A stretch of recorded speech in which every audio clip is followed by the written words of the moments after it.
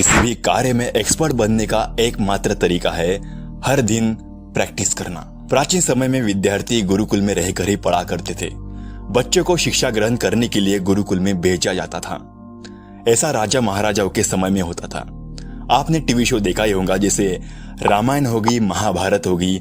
इसमें राजा के बच्चों को, मतलब राजकुमारों को 13 साल से लेकर 25 साल तक गुरुकुल में विद्या ग्रहण करने के लिए भेजा जाता था।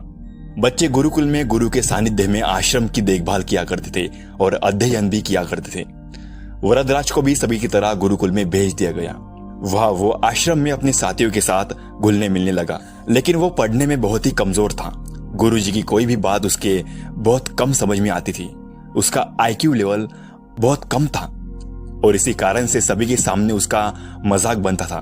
उसके सारे साथी अगली कक्षा में चले गए, लेकिन वो जहां था वही रह गया। वो आगे नहीं बढ़ पाया।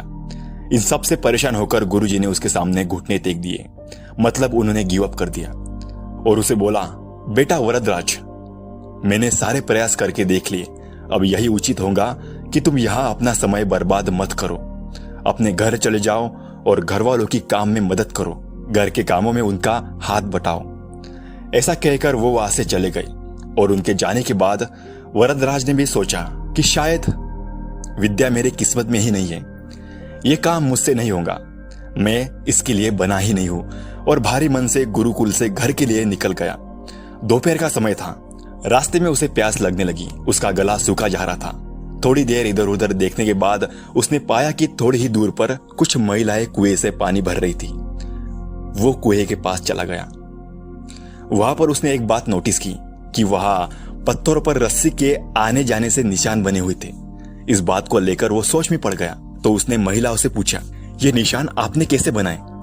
तो एक महिला ने जवाब दिया, बेटे, ये निशान हमने नहीं बनाए।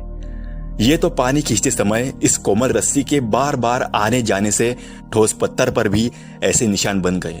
वरदराज सोच में पड़ गया। उसने विचार किया, जब एक कोमल रस्सी के बार बार आने जाने से एक ठोस पत्थर पर भी इतने गहरे निशान बन सकते हैं, तो निरंतर अभ्यास से मैं विद्या ग्रहण क्यों नहीं कर सकता? वरदराज ढेर सारे उत्साह के साथ वापस गुरुकुल आए और अथक कड़ी मेहनत की और अपने काम को कंसिस्टेंट होकर किया। गुरुजी ने भी खुश होकर भरपूर सहयोग किया। फिर कुछ ही सालों बाद वो मंदबुद्धि बालक वरदराज आगे चलकर संस्कृत व्याकरण का महान विद्वान बना, जिसने लघु सिद्धांत कौमुदी, मध्य सिद्धांत कौमुदी, सार सिद्धांत कौमुदी, गिरवाण पदमंजरी की रचना की। दोस्तों, अभ्यास की शक्ति का तो क्या ही कहना है। ये आपके हर सपनों को पूरा करेंगी। अभ्यास बहुत जरूरी है, चाहे वो खेल में हो या पढ़ाई में हो या किसी और चीज में। बिना अभ्यास के आप सफल नहीं हो सकते। अगर आप बिना अभ्यास के, मतलब बिना प्रैक्टिस के, केवल किस्मत के भरोसे बैठे रहोगे, एक्शंस नहीं लोगे, मेहनत नहीं करोगे, तो आखिर में आपको पछतावे के सिवा और कुछ हाथ नहीं लगेगा। इसलिए अभ्यास के साथ धैर्य, परिश्रम और लगन रखकर आप अपनी मंजिल को पाने के लिए जुट जाएं। आज आप जो ये मल्टी बिलियनर लोगों को देख रहे हो, इतना सब उन्होंने कैसे किया?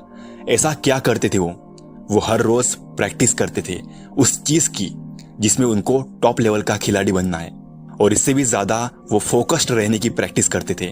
एक जगह टिके रहने की प्रैक्टिस करते थे। ध्यान लगाने की प्रैक्टिस की वजह से उनसे ये सब हो पाया। आइंस्टाइन को बचपन में मंदबुद्धि बोलकर उनका मजाक उड़ाते थे। उनके सवाल स्कूल के टीचर्स के सिर के ऊपर से जाते थे। तो पॉइंट इज दैट कि शुरुआत में ये मैटर नहीं करता कि आपको कितना आता है, आपको क्या पता है, आप कितने तेज हो। मैटर तो ये करता है कि आप एक ही चीज की कितनी प्रैक्टिस करते हो, आप कितना वक्त अपनी कुल्हाड़ी की धार को तेज करने में देते हो। क्योंकि आप कितने ज्यादा पेड़ काटोगे, ये आपकी धार पर डिपेंड करता है कि क्या आप रोज अपनी धार को तेज करते हो। आपने वो अक्षय कुमार की फिल्म तो देखी होगी, चांदनी चौक टू चाइना। उस फिल्म में अक्षय कुमार जब अपने गुरु के पास कुंफू सीखने के लिए जाता है, तो उस टाइम पर उनके गुरु उन्हें कहते हैं कि ट्रेनिंग शुरू करने से पहले तुम खुद को जान लो। ऐसा कौन सा मूव है जिसकी तुम हर रोज प्रैक्टिस करते आ रहे हो, उस मूव को पता करो।